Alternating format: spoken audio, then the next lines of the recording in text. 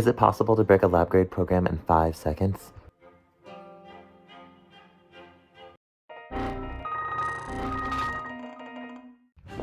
I created a macro that basically saves lives with how much time it saved me, so I'm gonna teach you how to make a macro just like it. I might suppose you'd be asking, why did I do this? It's simple, really. I got an email from my professor, of course. 2 images, same content, different resolution. The plot should be on the same window, and it's to compare their reconstruction. If you're spending 5 minutes looking at documentation per image, testing thousands of images, all while small mistakes that you might not see break your image, small features like this add up to save hundreds of hours. And it also saves your mental health, because you're not dealing with stuff like this. Who is this person that we're dealing with? Well, we're dealing with ImageJ, an image analysis software that's 29 years old in the making, and she's completely broken. Can't sync graphs, she can't remember windows, and she can't locate the images. This is ImageJ. ImageJ doesn't know where they are. Now this should make you ask, how did I solve it with a 29-year-old software? So you can go from this to this. The first step in understanding the macro is understanding the internal structure. So I'm going to be explaining my error handling, saving the line information, discovering the plots, plot initialization and setup, normalizing and scaling, standardizing and overlaying, and the final step. Step 1, error handling. Is it possible to break a lab grade program in 5 seconds?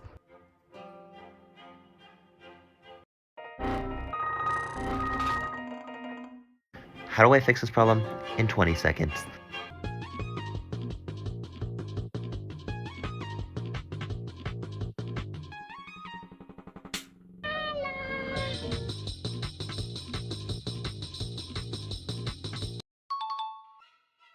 ImageJ, it's your turn to explain. Okay, Kaden. Images is my cutie patootie variable. She is built in and tells you how many images I have open. Selection type is my younger brother. He is a built-in system function. He spits out a number representing my region of interest.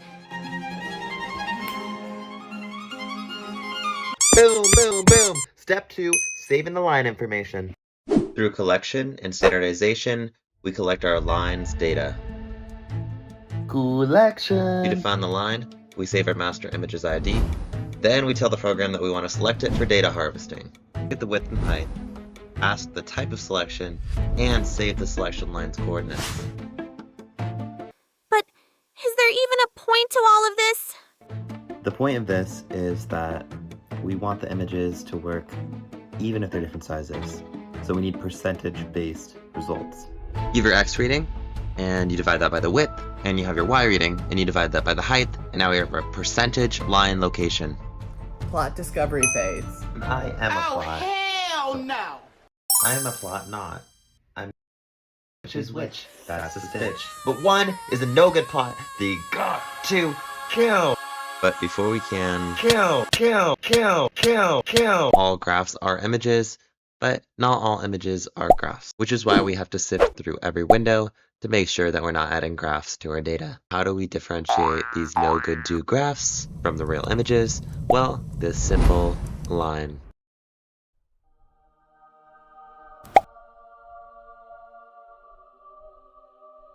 Concatenate the titles now!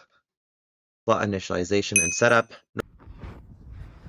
Otherwise known as a the setup phase, creating a blank canvas, so that way it can prepare all of the lines on that canvas. But every canvas, it needs a window title, an x-axis label, and a y-axis label. We create the color array because we want to differentiate each graph from one another on the plot. Each graph has its own name and index. The legend is so beautiful, I just gotta dance. The lines don't look the same for smaller images. We just don't want some ginormous line for our plots. But where do we find that perfect middle ground between small, big, and everything else that exists? What am I even looking at? You're looking at a for loop going through each of the valid windows to collect the width and height. Dummy. So, let's collect some dimensions. Remember before when we got the percentages? Well, now we need to convert those percentages into formats that will work for each individual image. So we convert that line into the exact pixel that we want the line to start and end. so that we can get the selection, of course. Function. He spits out a number representing my region of interest. What is this? Calculate the brightness across the line. Save the information, and then close the graph. Sharp like a square, round like a circle. But real graphs, the data will be so off the chart, it's just useless. Let's have a girl to human individual talk, so I can teach you how stripping away the unique physical properties of each image, its brightness and its size, to find the underlying shape of the data is where it's at. Do I really have to say all of this? There's no point in considering the trash data. The line's too small, it's too useless, but given some context on the average X data, we have like 1,500 to 2,000 points. Now, by doing this, we prevent the division by zero error, which can make our code completely break. Now, after all of that works out, we want to find our highest value, and then we want to find our lowest value of each of our images, because what we're doing is we're trying to subtract them from each other so that we can create percentage-based values. The reason we want to do this is because when you do percentage-based values for the images, when you're reading the graph, it makes it a lot easier for image analysis. Now, the core math is basically just turning the numbers into fractions so they're easy to compare. Then we section all of that information off and put it onto our legend, set batch mode to false, and bam, we are done.